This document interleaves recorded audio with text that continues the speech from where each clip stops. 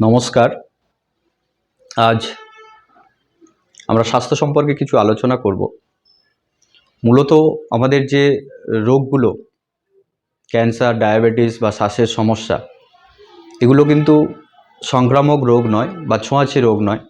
তবুও সারা পৃথিবীব্যাপী এই রোগের যা বাড়বাড়ন্ত এবং এই রোগের বাড়বাড়ন্তর মূল যে কারণটা, এগুলো সবই লাইফস্টাইল ডিজিজ। আমাদের লাইফস্টাইলের যে সমস্যাগুলো, লাইফস্টাইলের যে ভুল ত্রুটিগুলো, যেগুলো অস্বাস্থ্যকর অভ্যাসের কারণে এই রোগগুলো। এবং আয়ুর্বেদিকের দিনচর্চাতে আমরা কিভাবে সকাল থেকে শুরু করে রাত্রে শুতে যাওয়া পর্যন্ত কিভাবে দিনচর্চা, আমরা দিন কিভাবে কাটাবো, সেগুলো আয়ুর্বেদিকে বলা আছে, ব্যাখ্যা করা আছে। বিশেষ করে আমরা এই যে জল পান করি, জল পানের অনিয়মে আমাদের অনেক রোগ হয়। পেটের যাবতীয় রোগের কারণ হচ্ছে জল পানের অনিয়মের কারণ। জল পানেরও নির্দিষ্ট নিয়ম আছে, কখন খাবেন, কিভাবে খাবেন, সেটার উপর ডিপেন্ড করছে আমাদের সুস্থ থাকাটা। আমরা অনেকেই খেতে খেতে জল খাই বা ঠিক খাওয়ার পরে জল খাই, কেউ বা দাঁড়িয়ে দাঁড়িয়ে জল খাই, পর্যাপ্ত জল খাই। এই জল খাওয়ার অনিয়মের কারণে অনেক রোগ হয়। আয়ুর্বেদিকে বলা হচ্ছে যে খেতে খেতে জল খাওয়া যাবে না। খেতে খেতে জল খেলে কি হয়, আমরা খেতে খেতে যখন জল খাচ্ছি তখন আমাদের এই যে খাদ্যটা খাওয়া হচ্ছে, খাদ্যটা খাওয়ার পরে ওটা পেটে গিয়ে হজম হতে সময় লাগে প্রায় 1 ঘন্টা বা তার বেশি সময়।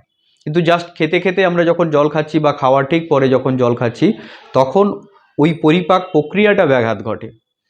আর আমাদের যে খাদ্য পরিপাক হয়, খাদ্য পরিপাক হয়ে কি হয়, রস হয়, রস থেকে রক্ত। তো এই রক্ত ঠিকঠাক যদি না হয় তখন এই সমস্যাগুলো হবে। আর অপরিপক্ক খাবার, পরিপাক না হওয়া খাদ্য খাবার আমাদের সারা শরীরে বীজ তৈরি করে।